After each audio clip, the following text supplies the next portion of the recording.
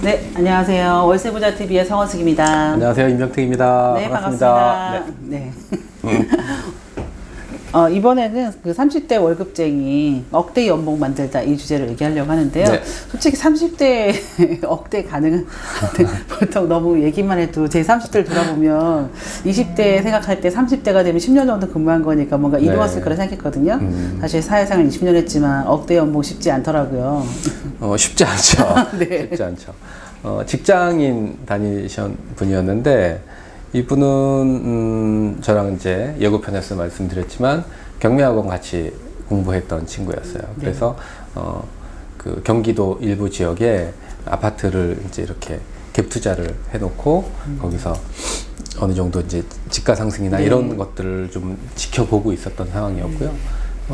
공부가 끝나고 한 1년 정도 지난 이후에 또 우연치 않게 통화가 돼서 그럼 한번 오라 이렇게 얘기가 돼서 이제 시작을 하게 됐는데 뭐 그 당시에 이 친구가 가지고 있었던 돈은 한 3천만 원 정도였었고 그래서 이제 그 개인 상담을 통해서 이 친구가 이제 마련할 수 있는 자금을 좀 뽑아 보니까 회사에서 대출이 한 5천 정도가 가능했고 그리고 또 학교 다닐 때 그냥 뭐 이렇게 따놓은 자격증인데 그 자격증을 가지고 은행권에서 또 한 1억 정도 대출이 나와서 아니 무슨 자격증이래 1억이나 대박인데 저 자격증 되게 많은데 네, 한번 확인해 보세요.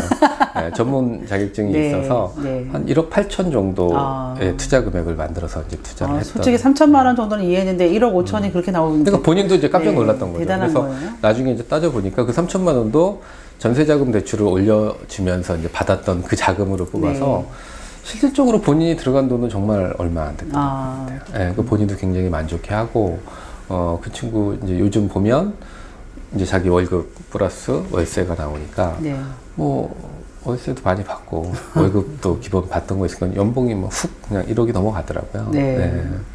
부럽네요. 네. 그리고 올해 이제 작년에 둘째가 태어나서 육아휴직 한 1년 내고 지금 육아휴직 중에 있습니다. 훌륭하네요. 월세 따로 나오는 거 받아가면서. 그러고 피지 가서 한 달 살아보기 이렇게 해서. 제주도 한 달 살기도 못 해봤는데 피지 가서 한 달 살기. 진짜 연봉 1억. 꿈의 뭐 버킷리스트를 젊은 친구들이어서 확실히 또 제 또래 연봉 1억 제 친구들은 사실 돈 버느라고 못 놀러 가거든요. 근데 이 30대 연봉 1억 돼서 시간을 또 육아휴직으로. 육아휴직 내서 깜짝 놀랐어요. 피지로 간다고 그래서. 이렇게 얘기하면 보통 엄마라고 생각하지만 이분이 아버지거든요. 아버지. 훌륭하네요. 그래서 참 뭔가 꿈을 이루는 방법은 돈을 버는 것도 중요하지만 돈을 어떻게 쓰냐도 중요한데 확실히 또 이제 50대, 60대 이렇게 투자하신 분하고 30대, 40대 하시는 분하고는 조금 다른 것 같아요. 그래서 저희 연구원들 보면 젊은 연령층일수록 돈을 좀 이렇게 세팅이 끝나면 근데 보통 이제 보면 이렇게 뭐 무한정 투자를 할 수 있을 것 같아 그렇지 않아요. 그래서 투자도 자기 자본이 들어가기 때문에 어느 정도 자기가 투자할 수 있는 범위가 있잖아요. 그거 투자를 하고 나면 그 다음부터 투자를 할 수가 없어.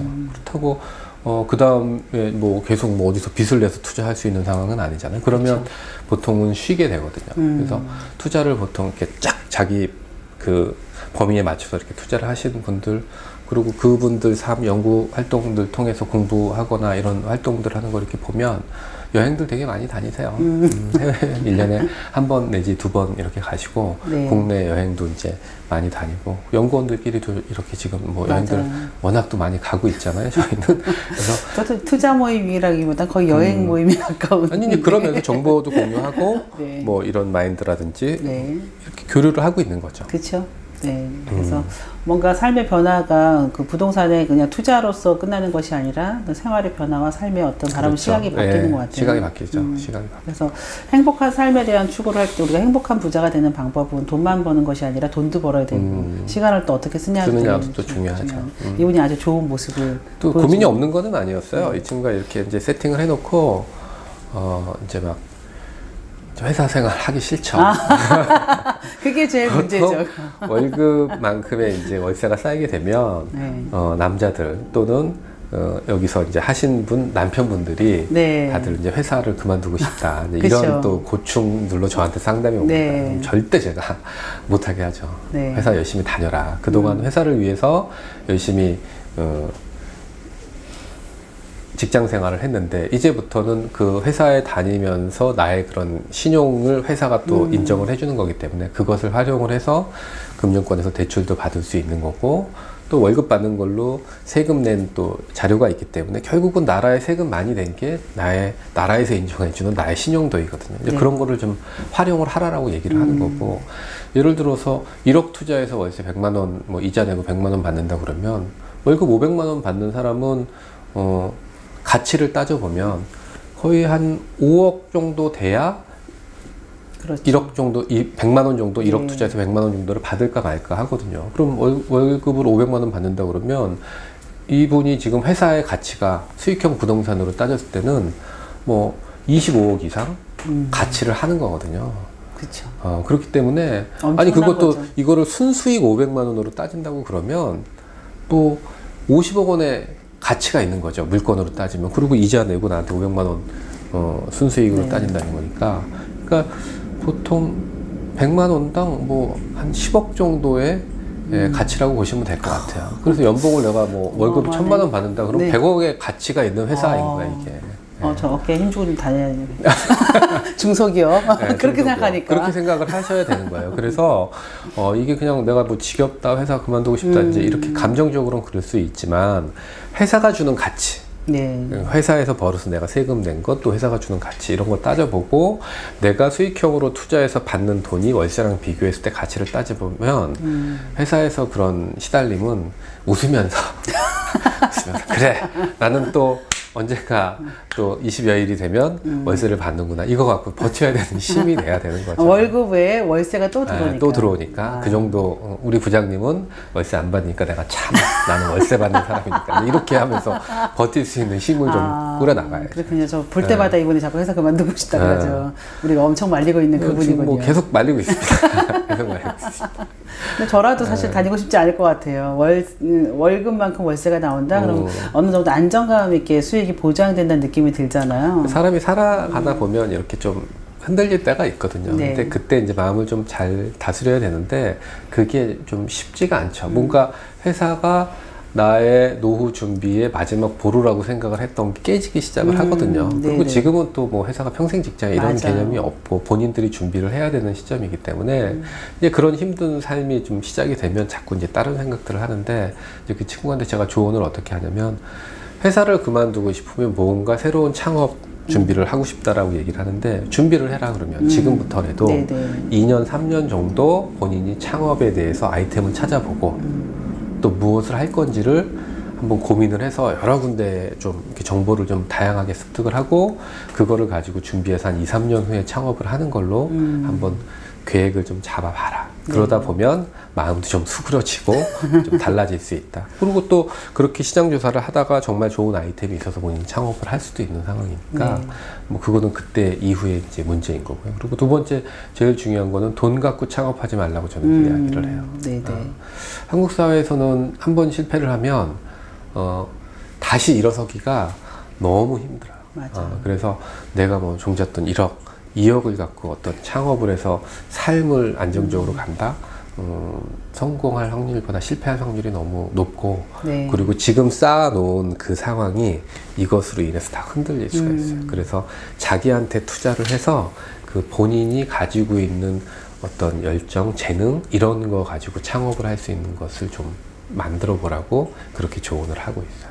네. 그러네요. 이분은 우선 30대에 사실 이루기 어려운 걸 이루었지만 또 그거에 대한 부작용도 물론 있었는데 말씀을 들어보니까 우리가 보통 직업 생활을 하면서 갖는 갈등도 있지만 창업을 하신 분들도 사실 그만큼의 시련과 고난이 있잖아요. 네. 그래서 준비된 만큼 우리가 부자가 될 수 있는 것처럼 창업도 마찬가지로 준비한 맞아요. 만큼 네. 결실을 맺을 수 있을 것 같습니다. 그래서 단지 돈으로 이제 들어오니까 되는 것이 아니라 그 돈을 어떻게 활용할지도 아주 중요한 요소가 될 것 같습니다. 네, 네. 뭐 이분 간단하게 이제 투자한 거 네. 이야기 얘기 한번 해보면은요 총 한 11억 정도 매입을 했고요 대출은 거의 한 10억 가까이 엄청나네요. 엄청나게 진짜. 받았어요. 네, 그리고 월세가 한 600만 원 정도 받고 이자가 그 당시 계산했을 때 한 230만 원이 금리가 훨씬 또 지금보다 낮았을 테니까 네. 공제하고 이자 공제하고도 한 연 4,400만 원 정도 네. 수익이니까 아유, 훌륭하죠. 아, 실투자금액 따져보면 한 1억 3,500 정도. 네. 그때 돈 남았어요. 1억 8천 준비한 것 중에 1억 3,500 정도 들어갔으니까 수익률 그 당시 나왔을 때 한 30%대 수익률이 나왔으니까 꿈의 수익률이 달성이 그렇죠. 30%라니요.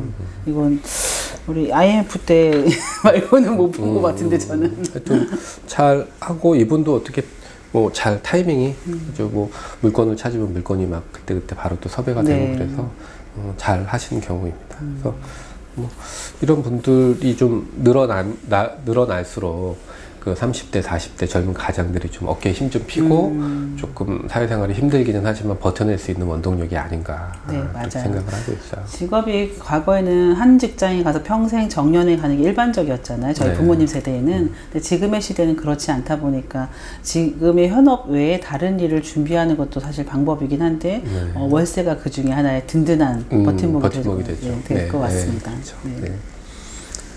네.